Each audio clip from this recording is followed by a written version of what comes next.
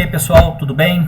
Vamos começar mais uma aula. Hoje nós vamos falar um pouquinho sobre gerenciamento de serviços em sistemas operacionais Linux Debian, ok? Bom, primeira coisa, a gente tem que entender o que é um serviço ou o que é um daemon. Daemon são projetados, são programas, softwares que são projetados de forma a utilizar informações contínuas de usuário e ele não precisa estar conectado a um terminal. Então ele é um serviço de sistema que, quando é requisitado, ele atende aquele serviço. Normalmente ele está instalado no sistema e atendendo numa determinada, uma ou mais de uma porta do sistema. Então ele roda independente do usuário. Normalmente os serviços eles são startados junto com o sistema operacional, né? E ele está disponível para ser usado a qualquer momento. Então ele não é um serviço propriamente do usuário root ou de qualquer usuário. Bom, vamos dar um exemplo de um servidor de páginas na internet. Quando você sobe um sistema operacional com um servidor Apache ligado, né? Esse servidor ele passa a atender requisições de páginas que estão contidos nele. Tá legal? Esses programas que atendem requisições externas, que são serviços de sistema, nós chamamos de daemons, tá, pessoal? Daemons não tem nada a ver com demônio, não. Daemons são personagens da mitologia grega que eram espíritos assistentes, não tinha nada de demônio, que na maior parte do tempo realizavam tarefas úteis. Então, você vai ouvir muito na terminologia aí, em sistemas operacionais Linux, a palavra startar o daemon, parar o daemon, né? O daemon do bind, o bind-d, né? E vocês vão prestar atenção que a maioria dos serviços, a maioria não, uma boa parte deles, terminam com D. Por exemplo, SSHD. Você vai ter, tem um processo rodando aqui SSHD, é o daemon do SSH. Tá? Então, existem ainda alguns serviços antigos, os mais antigos principalmente, que quando termina com D significa que ele é um daemon de um determinado serviço. Tá bom? Bom, existe uma convenção, então, por exemplo, bind, né? O bind ele é o daemon do servidor de nomes de Berkeley, né? Então, é o servidor de DNS. Esse D aí não tem nada a ver, tá, pessoal? Bind em inglês significa amarração, é porque ele amarra um nome num serviço IP. O servidor Apache, por exemplo, antigamente ele era chamado de HTTPD. Tá? Hoje você vai dar uma listagem de sistema, você vai ver que ele está rodando, ele está como Apache mesmo, mas antigamente a gente tinha o HTTPD.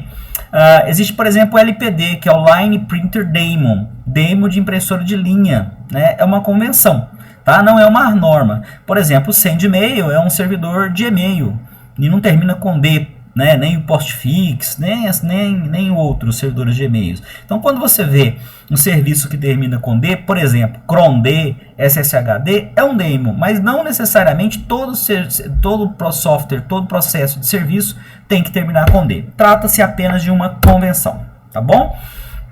Então, os serviços dos sistemas são daemons, que servem o sistema operacional ou outros sistemas em redes, provendo e gerenciando recursos. No caso, um servidor de arquivos, por exemplo, você coloca para rodar um FileZilla, por exemplo, você está rodando um serviço de FTP, um ProFTP, por exemplo, né, um VSFTP, você está rodando um serviço de servidor de arquivos, FTP. Tá? O número de serviços que vai estar disponível em um sistema depende, claro, da sua disponibilidade. Se você colocar muitos serviços em um único sistema, em um único hardware, você começa a ter problema aí de ocupação de memória, de ocupação de hardware, de ocupação até de I/O. Então tem que tomar cuidado aí com a quantidade de serviços que você disponibiliza em um único sistema. Tá bom? Alguns serviços aí importantes. O initd. Initd é o primeiro processo do sistema.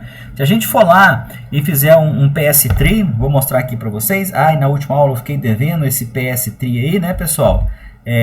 Eu instalei depois. Vamos mostrar ele aqui para vocês. Se a gente coloca aqui o PS3, olha lá, systemd, tá? O systemd é o primeiro processo, ele é startado, ele é o sucessor do initd, mas ele é o primeiro processo, tá bom? Então, o initd é o primeiro processo, chama o systemd aí, ok? Vamos voltar lá.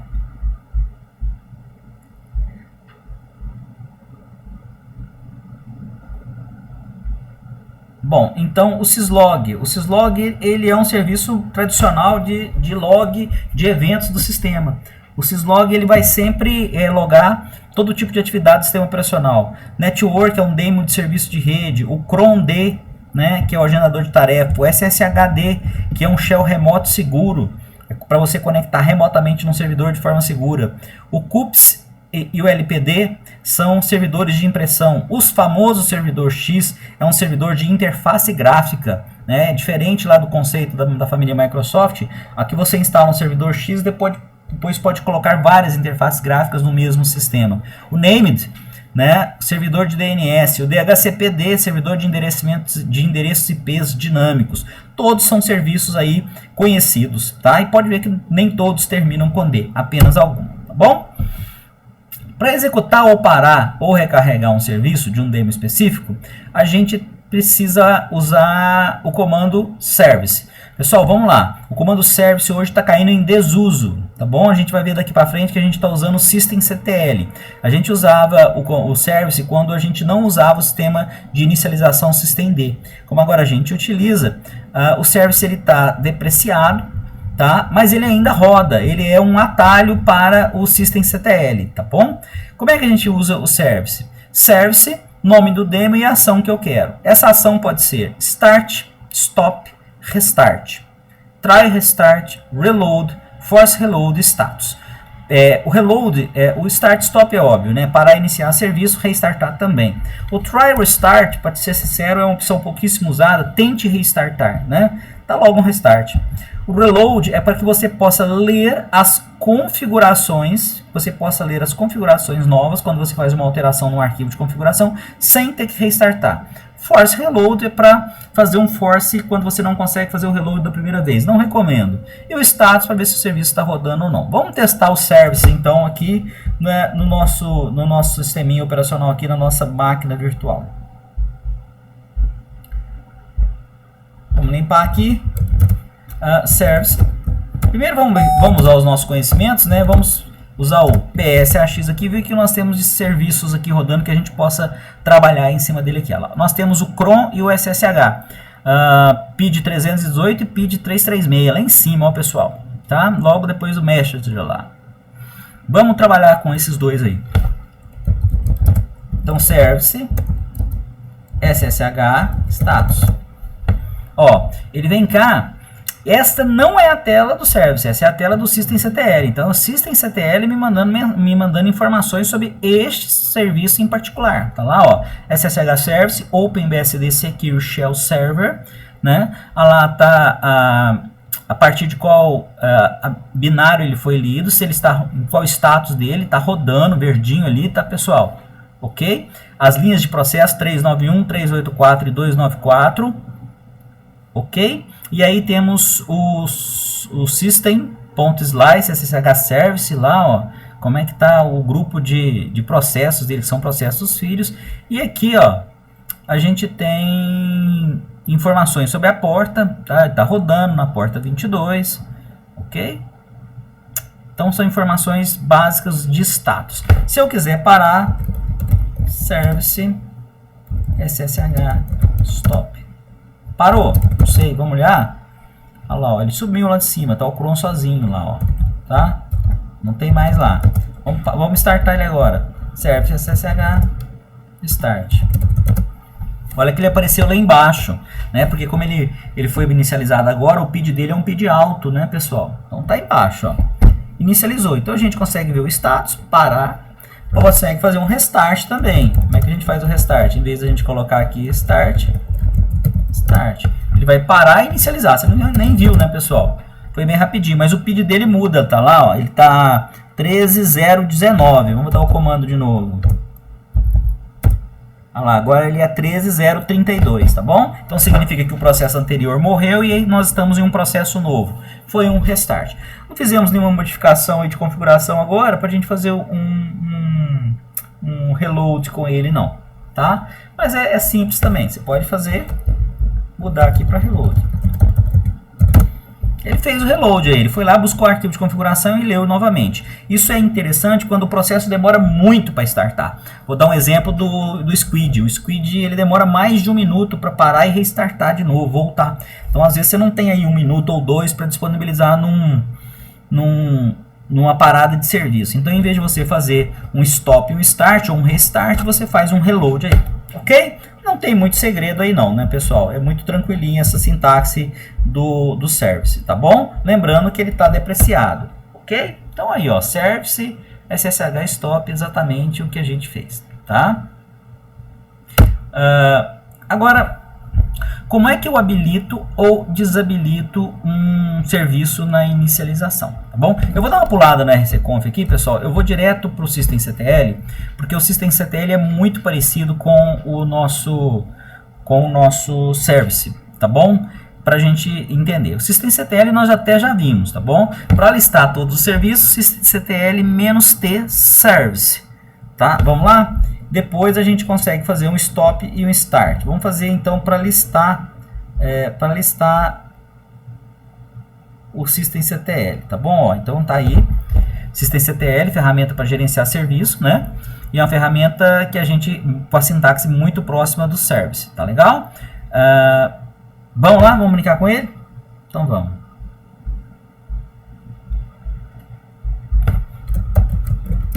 Systemctl -t services. Opa! Service, né, pessoal? Tá aí, ó. Ele me dá... Fiz um shift page up aqui, tá, pessoal? Para a tela ficar maior. Tá ali todos os serviços nossos que estão lidos e ativos, tá? Ok? Tem uns que saíram, outros que voltaram. Então, ó, temos aí keyboard, keymode, que é message of the day, mensagem do dia.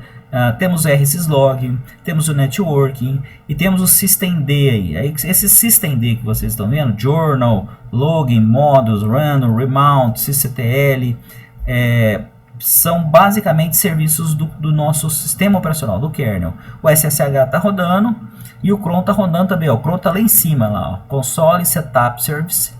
Temos um console de serviço, cron, né? O debug são os barramentos, né? Barramentos de comunicação. Os gets, que são os processos que capturam as sessões, sessão 1, sessão 2, sessão 3, sessão 4, né? TTY1, 2. Keyboard, mensagens, redes, log, SSH e depois os serviços de sistema operacional. Então, quando a gente faz systemctl-t services, a gente consegue ver todos os serviços que estão rodando, ok? Então, Ctrl C aqui para sair. E agora, vamos continuar com o nosso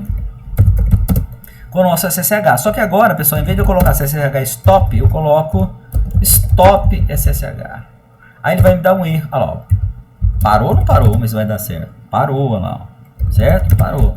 E se eu quiser inicializar, start SSH. Olha lá, ó. No finalzinho lá, processo PID 13060. Reinicializou, tá? Então, é basicamente a mesma coisa, né, pessoal? O outro é Service SSH Stop. Aqui eu tenho systemctl Stop SSH. A diferença é que a gente consegue aqui fazer uma verificação de todos os serviços. Agora, uma coisa que o Services não faz e que o systemctl faz, e que é importante, é habilitar e desabilitar programas. Como assim? Pessoal, é o seguinte, ó. O SSH e o cron, vamos pegar os dois nossos aí que nós estamos usando como exemplo. Eles somem quando eu starto a máquina. Então, se eu der um reboot aqui, esses dois processos, eles vão subir, obrigatoriamente. Mas eu não quero que eles subam. Vamos supor que eu queira desabilitá-los da minha inicialização. Como é que eu vou fazer? Você vai usar o systemctl. E aí você vai dar um disable SSH. Ele desabilitou. Vou fazer a mesma coisa para o cron. Pronto, ele está desabilitado. Mas se eu fizer um PS, eu falar, pô, ele está rodando. Olha lá, ó. Tá aqui embaixo, 13060 o SSH. E lá em cima a gente tem o cron com PID 318. É porque eu não parei o serviço, eu só desabilitei ele. Ele está desabilitado e não irá subir quando a máquina rebootar. Mas ele continua rodando. Se eu quiser parar ele, eu tenho que dar um stop. Mas vamos fazer um reboot aqui, ó. Vamos dar um reboot na máquina. E vamos ver o que acontece. Reboot aqui é rapidinho, né?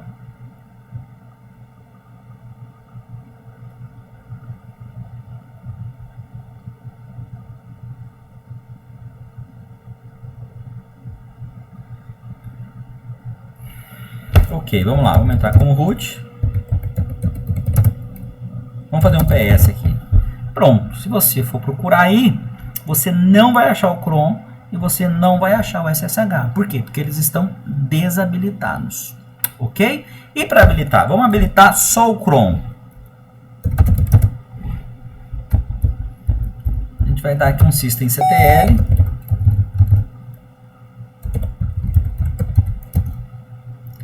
Enable cron. Agora, para a gente saber, né, pessoal, não tem jeito. Nós temos que fazer um outro reboot na máquina, porque aí a gente vai saber se ele vai subir ou não.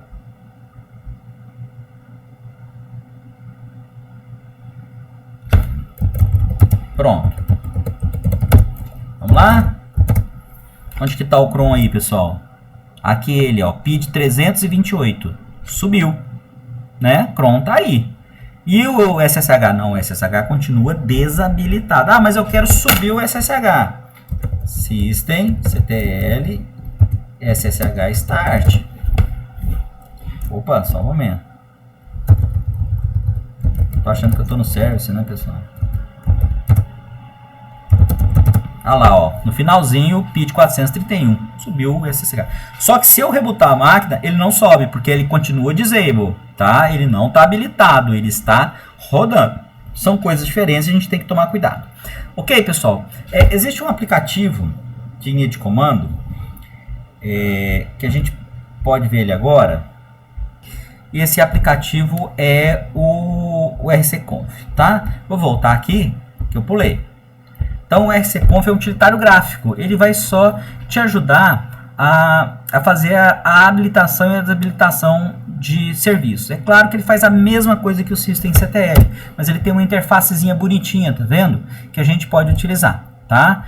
Então a gente vê na tela do rcconf os utilitários e faz a habilitação ou desabilitação do serviço. Vamos lá fazer isso na máquina virtual, que é mais fácil da gente entender, né?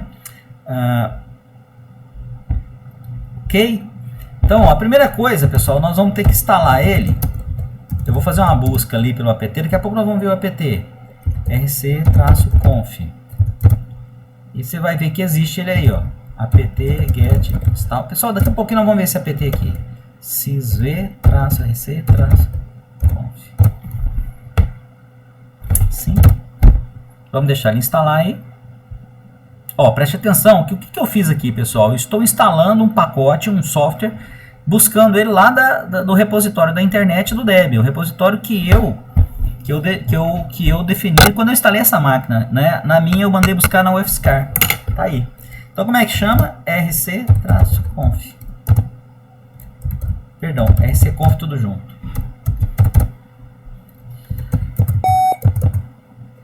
É difícil, hein?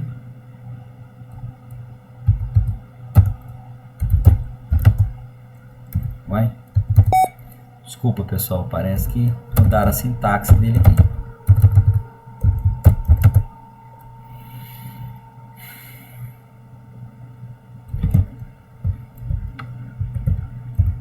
sysv-rc-conf. É porque mudou o sistema, né, pessoal? Agora é systemd, então lá, mudaram mesmo. Mudaram para rc. Aqui o que eu faço? Eu marco o que eu quero que roda ou não. E o que são esses números 1, 2, 3, 4, 5, 0, 6 e S? Pessoal, isso daí são os ROM níveis. Então, se eu quero, aqui o cron, ele vai ligar em 2, 3, 4 e 5. Não liga no 0, porque no 0 não liga nada, né, pessoal? 0 é parado. No 6 também nada, reboot. E no single mode aqui, ó, que é o modo de manutenção. Então, se eu falo, não, eu quero que o SSH, ó, presta atenção que o SSH está totalmente desabilitado. Eu vou habilitar ele no 2, no 3, no 4 e no 5. Ok? Beleza. Então, ó, fiz aqui. Tá? Marquei. Agora. Aí. Vamos voltar? Vamos ver se persistiu. Ah lá, ó, persistiu. Tá marcadinho aqui, tá?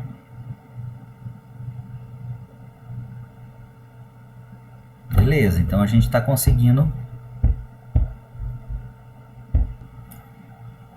Ok, pessoal, então esse daí é um aplicativozinho de linha de comando que permite que a gente mexa com a configuração ou não né, do nosso sistema de boot da máquina, tá bom?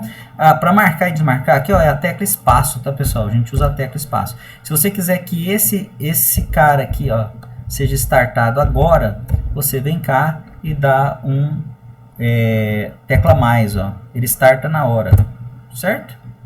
Ok? Que sai disso daqui. Pessoal, a versão antiga era muito mais interessante da gente trabalhar, essa é menos. E com a chegada do systemd, é mais fácil trabalhar o systemctl, tá? O systemctl te dá todas as opções que você tem. Então, se eu fizer agora, ó, systemctl, ssh, enable, né? Enable. A gente já permite que ele volte a funcionar. Ele não vai aparecer aqui, tá, pessoal? Porque ele não está iniciado. Para ele voltar, a gente tem que dar um reboot na máquina, tá? Vou só iniciar ele aqui normal.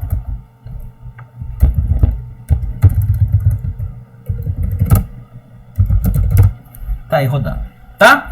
Então a gente usa hoje systemctl. Se você não lembrar de sintaxe, tenta o service, ok?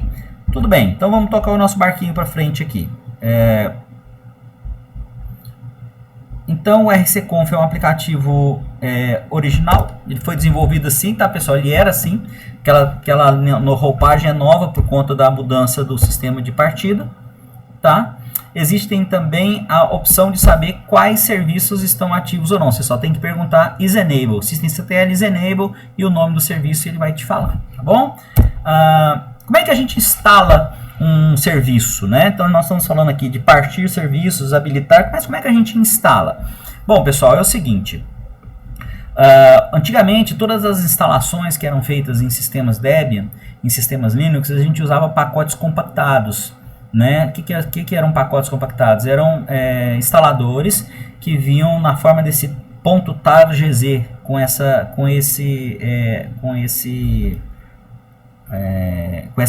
esse finalzinho aí, né? Com essa extensão. O que é targz?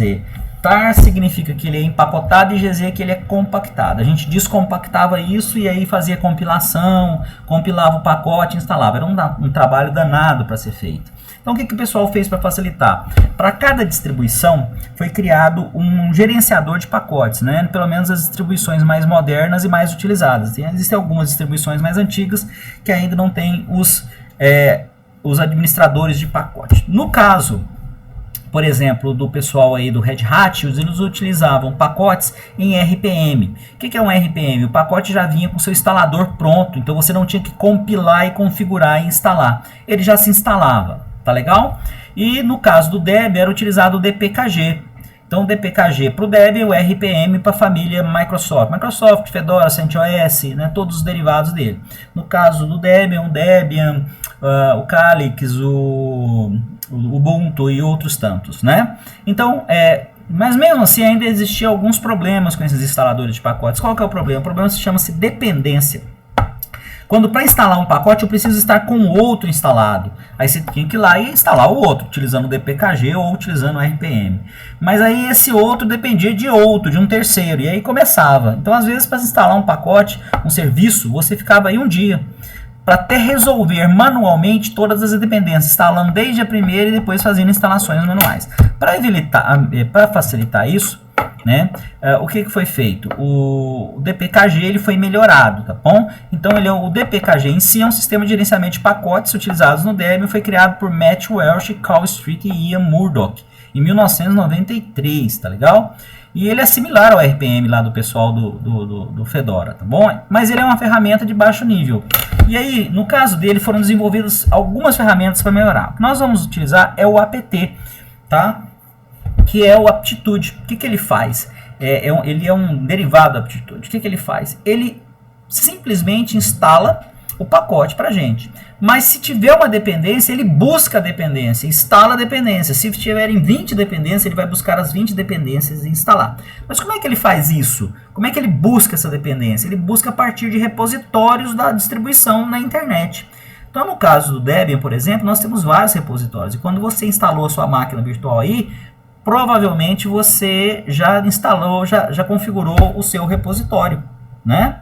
Então, como você está com o repositório configurado, ele vai buscar naquele repositório. O meu está configurado, ele está configurado para o pessoal, se eu não me engano, da USP. Temos que olhar aqui, eu já falei agora mesmo, esqueci, tá bom? APT então é uma maneira rápida e prática para a gente fazer a instalação. APT quer dizer Advanced Package Tool, tá?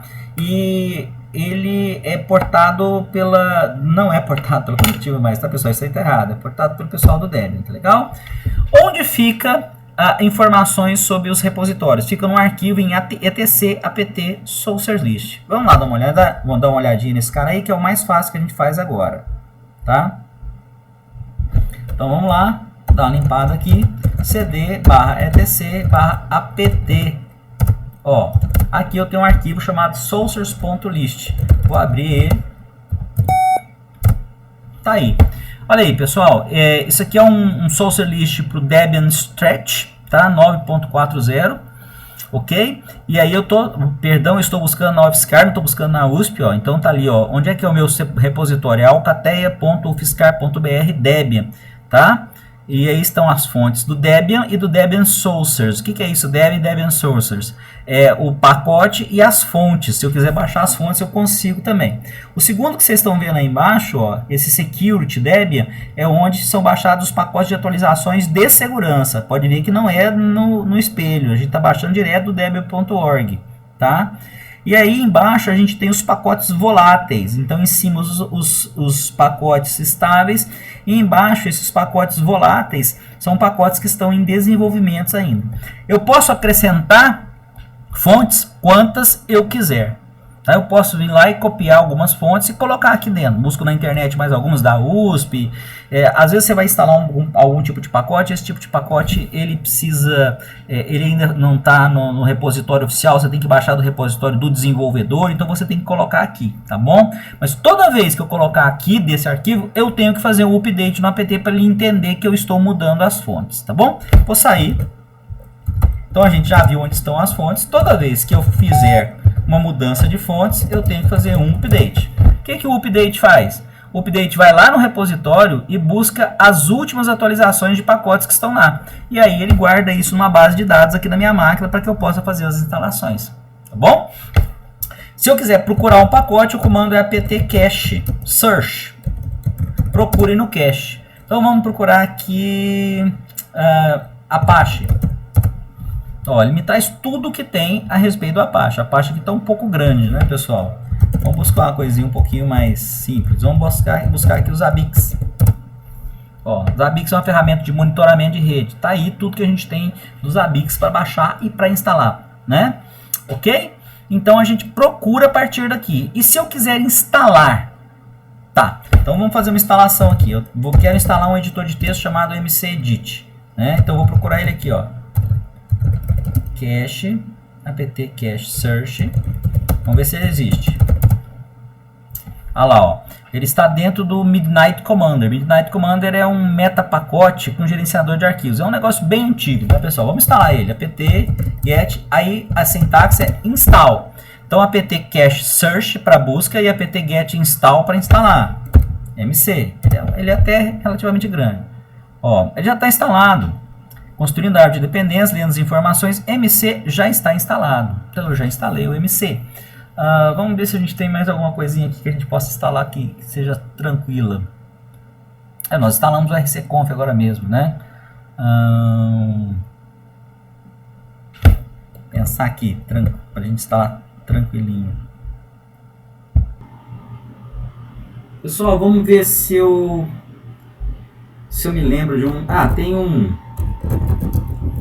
Nós temos aí um carinha, vamos ver se ainda existe. Já tá. Vamos ver. O Joey é um editor de texto, tá? Um editor de texto bem pequenininho. Vamos instalar ele. apt-get install Joey. Ó, tá fazendo, tá descompactando, baixou, fez o download, descompactou e instalou. Agora já tem o Joey aqui para chamar ele aqui, certo? Tá aí o Joey, editor de texto, tá bom? Só sair dele aqui, sair, tá bom? O que mais que eu consigo fazer com o apt? Então a gente tem apt get update, apt-get install,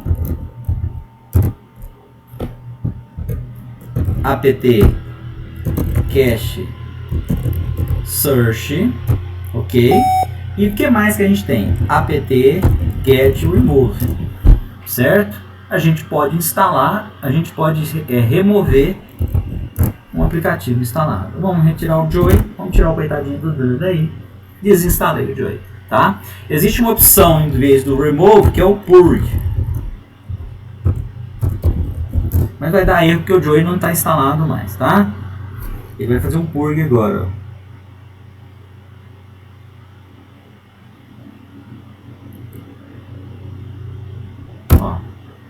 Por que eu instalei e agora ele fez um purge? Purge, né? É quando a gente remove todos os arquivos de configuração, tudo, ele não fica nada para trás, tá? É uma purga do sistema, tá bom?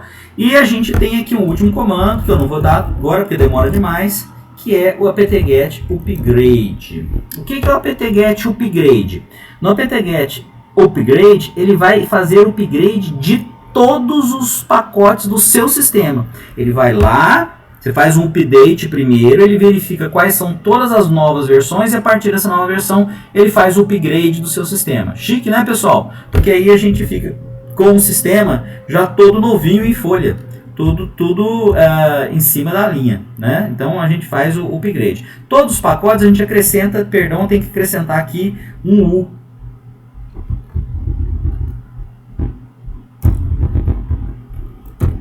Aí a gente faz o upgrade. Não vou fazer agora porque é um comando bem demorado para rodar aí, tá, pessoal? Então a gente tem também a possibilidade de fazer o upgrade da máquina inteira, ok? Vamos voltar para a nossa apresentação. Então estão aí as nossas opções, né? apt-get install, apt-cache search, apt-get remove, apt-get upgrade, apt-get update, tá legal? Pessoal, o apt é uma mão na roda, então a gente praticamente não trabalha sem um gerenciador de instalação mais não, tá bom? E além deles, por exemplo, na família Red Hat lá, você vai ter o i1 que faz uma coisa bem semelhante ao apt, tá legal? Agora vamos deixar a atividade aí para vocês poderem validar a aula de hoje e por hoje é só. Ok, pessoal? Obrigado!